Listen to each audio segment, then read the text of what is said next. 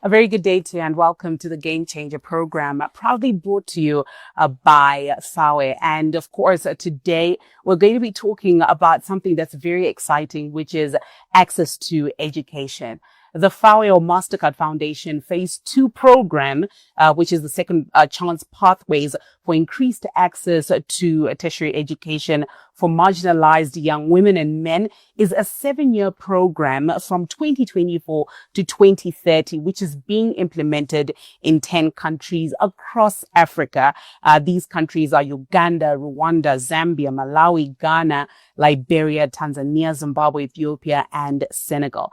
And this program aims to support at least 10,550 young people aged 15 to 25 from the most marginalized communities, with a special focus on young people with disabilities and refugees who have completed secondary education to transit to tertiary education and later entrepreneurship, which is self-employment or employment. But of course, I'm not the expert here. Our game changers of the day today are Teresa Omondi, who is the Deputy Executive Director of FAWE Africa, and she's also the head of programs. And we have Miss Lydia Majgira Panze, who is the Executive Director of FAWEZI. And of course, we have a Mr. Admaya Masuku, who is coming from Polytechnic, and he's from the public relations side. How are you today? Thank you for joining me. Thank you. Fantastic. I'll start with Teresa. Let's talk a little bit about FAWE's vision in terms of the strategic importance of Zimbabwe's role in realizing inclusive education goals. So thank you very much for the opportunity and hosting us here today. So we are excited as a Pan-African organization that is based in 33 African countries, Zimbabwe being one of them. And with our main vision being access, retention, and transition to higher levels of education, so that we may have younger people in Africa who are able to be in skillful employment and work that makes meaning for them. So as FAWE, we are contributing to this African vision for 2060, where we're talking about improved quality education. And for us, our target is mostly girls. And in this particular program we're talking about today, we also have 20% being young men, with the condition being from marginalized communities or the vulnerable ones. And the vision for FAWE is to see more younger people engage into STEM subjects or STEM courses, because Africa is going STEM. Yeah. That's the vision for the African Union. And FAWE being a Pan-African organization, we are contributing to this vision. And for our own strategic plan, which is the regional strategic plan, we are also looking at how we can increase as many young people into tertiary education. And so Zimbabwe, FAWE Zimbabwe, is one of the chapters who are going to be increasing. We'll have a portion of the numbers to increase towards our goal of over 10,000 young people by 2030. That's fantastic. Thank you so much, Teresa, for that. Lydia, just, talking a little bit about, adding on to what Teresa was talking about. Let's talk a little bit about the highlights of FAWEZI's new strategic plan in looking at the importance of prioritizing young women in STEM. Thank you very much. So FAWEZI has developed a strategic plan 2024 to 2028, and we are launching it on the 6th of June. And just to say, it is also aligned to FAWE. As Teresa has said, what we do as national chapters that are affiliated to FAWE is contribute to the broader goal of what FAWE achieves. If FAWE achieves a certain percentage of sending young people to school, each chapter would have contributed to that percentage. So whatever we've included in our strategic plan links very closely to what FAWE is also doing. Our vision as FAWEZI is to ensure that girls and young women in Zimbabwe access education. Once they're in school, we want them to remain in school and complete their education at various levels. It can be ordinary level, advanced level, and also accessing tertiary education. So with this new strategy that we've developed, we have 5 pillars where we are anchoring our strategic objectives. So one pillar is around quality education. We also have a pillar on influencing policy. We have a pillar on generating knowledge and evidence just to ensure that whatever we do in terms of influencing policies or practice, it is based on evidence. It is based on what has been researched on, and it is authentic. So those are our pillars. We also have a pillar on capacity enhancement. This speaks to our capacity as FAWEZI to deliver the strategy. It speaks to the capacity of the members of FAWEZI to also contribute to the achievement of the vision and mission of FAWEZI. Shift to that, the FAWEZI strategic objectives in the 2024 to 2028 strategic plan are just 3. The first, which is our key strategic objective, speaks to ensuring that children in Zimbabwe access education. We're speaking to primary school, we're speaking to high school, and also tertiary education. It is good at this moment for me to also mention that over the years, since FAWEZI was established, our main focus was to get children in primary and secondary school into school.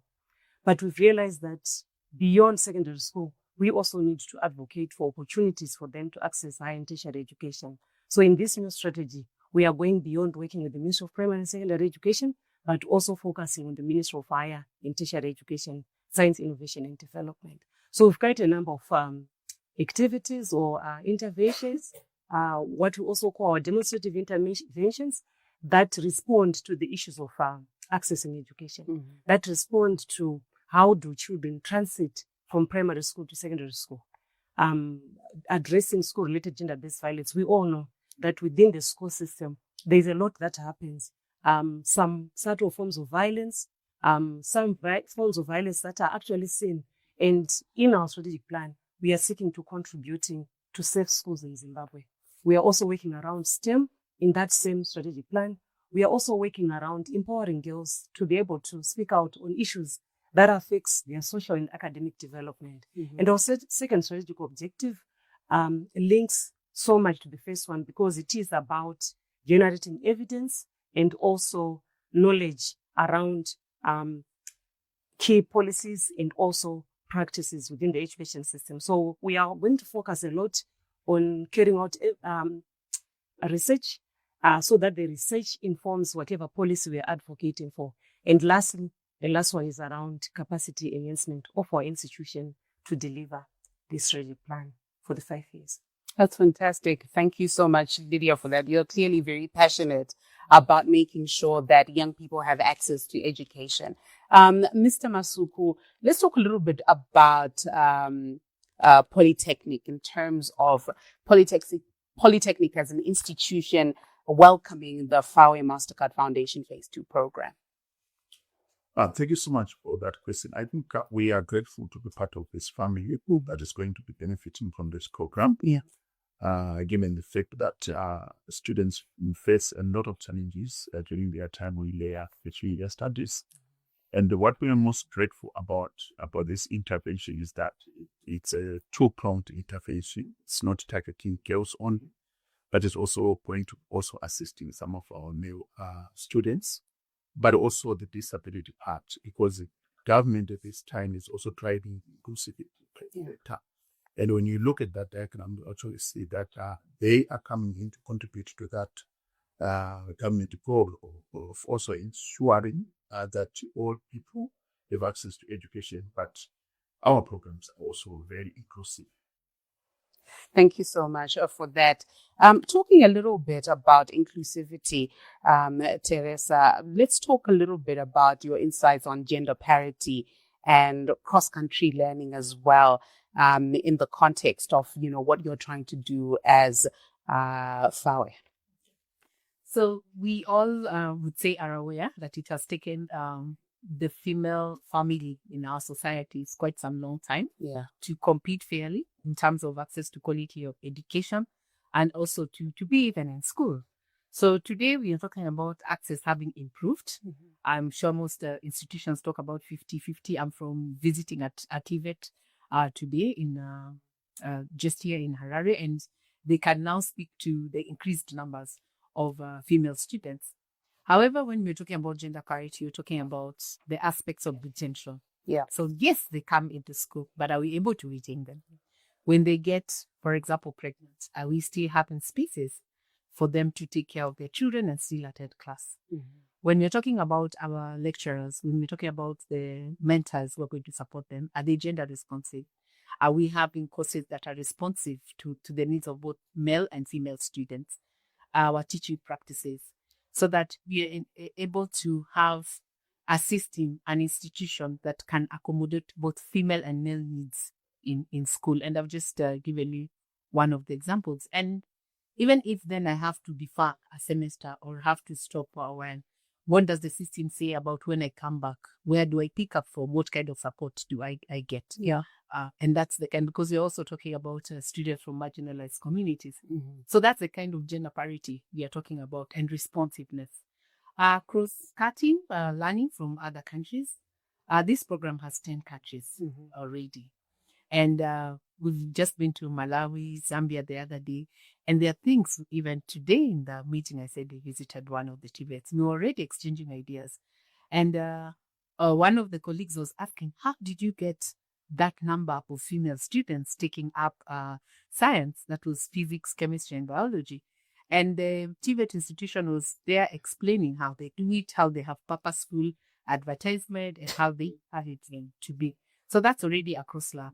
So we'll have countries as far as Senegal, Liberia, Ghana, learning from the southern part of Africa, eastern part of Africa. We have countries also implementing this program. So there'll be a lot of learning for one Africa. Somebody told us today that we are on our own. To save Africa, we have to do it ourselves. Yeah. So we will learn from each other. We'll see what has worked in other institutions, what we can borrow from each other, and see how we can move towards increasing the number of young people taking up STEM subjects. That's fantastic. Yes. Well, after the short break, we'll continue this conversation as, of course, we get into prioritizing young women in STEM and how structural education barriers can be broken in Zimbabwe. We'll be right back. Hey everybody, my name is Taf and I am your host every Tuesday at 2 p.m. for Mental Health Watch Show, where we discuss everything mental health. And you know what? We make it so simple. We break down the big terms and make it palatable for you and I to understand. And so as much as to reduce the stigma. So do join us every Tuesday at 2 p.m. You know the place to be. It's Mental Health Watch on Heart and Soul. Welcome back to the Game Changer program, proudly brought to you by FAWE. And today we're talking all things education, as we're talking about inclusive education and how it can make a difference in over 10,550 young people's lives all over Africa. And of course, to join me for this conversation, I have with me Teresa Omondi, who is the Deputy Executive Director at FAWE. I also have Miss Lydia Majgira Panze, who is the FAWEZI Executive Director, and Mr. Masuku from Poly. And just before the break, we were, breaking down what this FAWE MasterCard Foundation really means and why it matters. Lydia, let's talk a little bit about young women in STEM and how structural education barriers can be broken in Zimbabwe. Thank you very much. So when we talk about young women in STEM, we also need to first think about the women who are coming from primary and secondary education into STEM, looking at what it is that affects them when they get to primary and secondary education. Teresa talked about teaching methods. I think that's one of the key challenges for young women or girls who are in primary and secondary education to not develop an interest in taking up STEM. I, for one, trained as a technical graphics teacher. And always when I do training or talk, I speak about my experience where one of my lecturers, after marking one or two of my technical graphics exams, said you have a long way to go. Mm-hmm. And because of that, it took me time, to think I can actually make it. I can actually draw a house plan. I can actually, develop something that can be useful. So there are quite a number of challenges for young women to access STEM. Some of them are simple things like just the language used in the classroom. How is the teacher enforcing a girl child is given a correct answer? And how are they responding to a boy child? We can talk about equipment in terms of laboratories. We can talk about the school environment. But the major challenge is also the attitudes of communities, the attitudes of the school systems or institutions of learning in terms of receiving young women who want to take up STEM. Yeah. Is FAWE, and FAWE Zimbabwe, obviously, we think STEM is the next big thing. We were just having a conversation earlier this morning, and one of the people in that meeting said everything is going edutech. And what now are we supposed to do but to align to ensure that young women and young girls take up STEM? And so when they take up STEM, they're able to contribute to the development of the nation, be it industrialization, be it economic development. That can only be achieved when they focus also on STEM subjects. Literacy is good, numeracy is good, but it is also important for them to acquire the skills and knowledge that make them people who are able to contribute to national development. Allow me to also just mention that technical vocational education training is also a major thing. In the past, I think we used to hear that people who end up doing technical vocational education, those people who have not made it, for parents would send their children to do vocational training courses because they will feel they didn't make it, so they can take the VocTech route. But again, it's also one major thing that we are focusing on as FAWE, to say how do we develop young people after they complete their studies, they are able to get dignified work. They are able to contribute to meaningful employment because they've acquired skills that make them able to work on their own and produce for their nations and for their families. That's fantastic. Thank you so much, Lydia, for that. Mr. Masuku, let's talk a little bit about inclusion in technical career pathways and access to job opportunities when we're looking at, the link of the MasterCard Foundation Phase 2 program. Thank you so much. I think I made reference to the issue of FAWEZ coming in to also augment what we are doing around issues of inclusivity. Already, as technical institutions, we have also taken a deliberate step to also promote inclusivity in our own way. You also find out that we are running quite a number of programs that are also contributing to that factor or key result area. For instance, we are most of the polytechnics in Zimbabwe are part of what is called ATUPAM, the Association of Technical Universities and Polytechnics in Africa. Right. And there's an umbrella organization under that institution, which is called WITED, Women in Technical Education. So you also find out that they are also promoting enrollment of female students into STEM programs. So in other countries such as Kenya, Uganda, and the likes, the program is actually being enrolled down to higher education, to secondary education, and even to primary education. So we are also trying by all means to encourage female students to enroll for those technical courses that were formerly reserved for men. You also find out that if you look at our statistics, we now have a number of students that are enrolling for civil engineering, electrical engineering, construction engineering. Currently at our Polytechnic, we are building some of our administration infrastructure using students from construction engineering department. So that on its own speaks to capability, what she was making reference to, that we are all capable as long as we are exposed to the right instruments of learning, to the right education and the environment that actually gives us the opportunity to excel beyond who we are. Oh, thank you so much, Mr. Masuku, for that.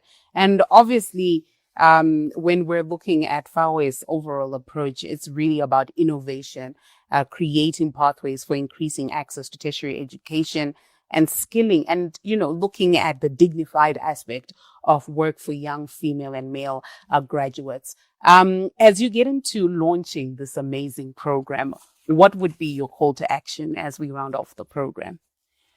So I just want to tell the people of Zimbabwe and the people of Africa that you'll only know the potential of a young person when you give them the opportunity. There are so many young people from marginalized communities, are vulnerable children who just lack that opportunity. What we're saying is give them the opportunity and you shall see their potential. And you're looking forward to the government of Zimbabwe supporting also this program. FAWE will just an organization that is a drop in the ocean. But we believe that once this is adopted also as a critical pathway, it will increase the number of young people who join the TVETs, and even further universities. So you are capable. Thank you very much, Lydia. Of course, again, just like our Deputy ED said, I think it's just a call for support. Yeah. Support throughout. We have had many organizations in Zimbabwe and maybe beyond, focusing mostly on access to primary and secondary education. We're excited that we are venturing into an area of higher and tertiary education where not many organizations are supporting young women and men to access higher and tertiary education. So we call upon government, we call upon stakeholders to really support this initiative so that we ensure that more young women and men in Zimbabwe access higher and tertiary education. We have more people learning STEM, we have more people learning technical vocational education and training. That's fantastic. Mr. Masuku? We are looking forward to the launch. That, like I said, indeed, this is also going to assist quite a number of institutions in Zimbabwe. Just to mention that they're not the only beneficiary. We're also going to work in other polytechnics participating, Prep Polytechnic, Mutare Polytechnic, Ulawa Polytechnic, a number of universities, Bupan State University. You also have Manikanent State University. It's also part of the program. So when we're talking about EPC, I think their approach is unique in the sense that it cuts across polytechnics, universities, but also other technical university, because technical institutions, because I also know that Scotland is also part of this program. But what is beautiful about this program, it is actually getting light to some of the programs that the government is implementing through the institutions. You also recall that we've got FSN 5.0 that we're implementing, and one of the killers is around innovation. And as you look at this program in wholesome, you actually see that here also contribute to the entrepreneurship killer that institutions are trying to inculcate in our students, so that beyond acquiring the knowledge, they also go on and set up their own enterprise, contribute to the development of the country, but also to job creation. That's fantastic. And of course, this launch and this initiative aligns with the MasterCard Foundation's education and transitions programming framework, which builds on the Young Africa Work Strategy with a vision of enabling 30 million young people, particularly women, to secure employment that they see as dignified and fulfilling by 2030. A special thanks to Teresa Omondi, who is the Deputy Executive Director and Head of Programs, and of course to Miss Lydia Majigira Panze, who is the Executive Director of FAWEZI, and Mr. Masuku from Polytechnic, and he's from the PR department, and who were our game changers today as they were talking about inclusive education. Remember, this program was probably brought to you by FAWE, and we'll see you next time.